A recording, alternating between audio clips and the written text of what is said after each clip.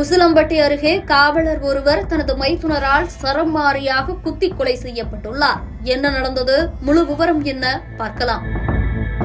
மதுரை மாவட்டம் உசிலம்பட்டி அருகே உள்ள டி மீனாட்சிபுரத்தைச் சேர்ந்தவர் சிவா. இவர் நாகையாபுரம் காவல் நிலையத்தில் காவலராக பணிபுரிந்து வருகிறார். இவருக்கு கடந்த 8 ஆண்டுகளுக்கு முன்பு பாப்பிநாயக்கன்பட்டியைச் சேர்ந்த பொன்மணி என்ற பெண்ணுடன் திருமணம் நடந்துள்ளது. இவர்களுக்கு ஒரு ஆண் குழந்தை பிறந்த நிலையில் பொன்மணி கடந்த 4 ஆண்டுகளுக்கு முன்பு இறந்துவிட்டதாக கூறப்படுகிறது. ஆண் குழந்தை தாய் வீட்டிலேயே வளர்ந்து வந்ததாகவும் கூறப்படுகிறது.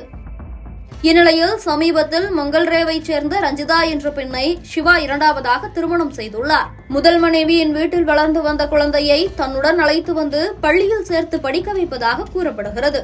இந்நிலையில் தங்களுடன் இருந்த குழந்தையை சிவாவுடன் அனுப்பி வைத்ததால் முதல் மனைவியின் குடும்பத்தினருக்கும் சிவாவிற்கும் இடையே முன்விரோதம் ஏற்பட்டுள்ளது. இந்த நிலையில் நேற்றைய தினம் பாப்பிநாயக்கன்பட்டியில் சக காவலர் ஒருவரின் இல்ல விழாவில் கலந்து கொள்ள சிவா தனது 2வது மனைவியுடன் சென்றுள்ளார்.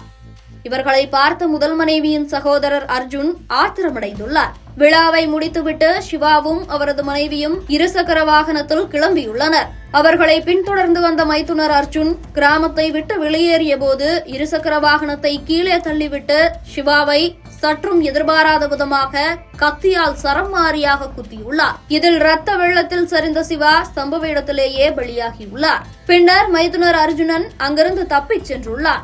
சம்பவம் குறித்து டி ராமநாதபுரம் காவல்துறையினருக்கு தகவல் கொடுக்கப்பட்டதை அடுத்து சம்பவ இடத்திற்கு விரைந்த காவல்துறையினர் உடலை கைப்பற்றி உசிலம்பட்டி அரசு மாவட்ட தலைமை மருத்துவமனைக்கு அனுப்பி வைத்தனர். பின்னர் மைத்துனர் அர்ஜுனன் மீது வழக்கு பதிவு செய்து தப்பியோடி தலைமறைவாக உள்ள அவரை தேடி வருகின்றனர். மேலும் சம்பவம் குறித்து உசிலம்பட்டி டிஎஸ்பி செந்தில்குமார், டி ராமநாதபுரம் காவல் நிலைய காவல்துறையினர் தீவிரமாக விசாரணை மேற்கொண்டு வருகின்றனர். காவலர் ஒருவரை அவரது மைத்துனரே கத்தியால் குத்தி கொலை செய்த சம்பவம் அப்பகுதியில் பரபரப்பை ஏற்படுத்தியுள்ளது.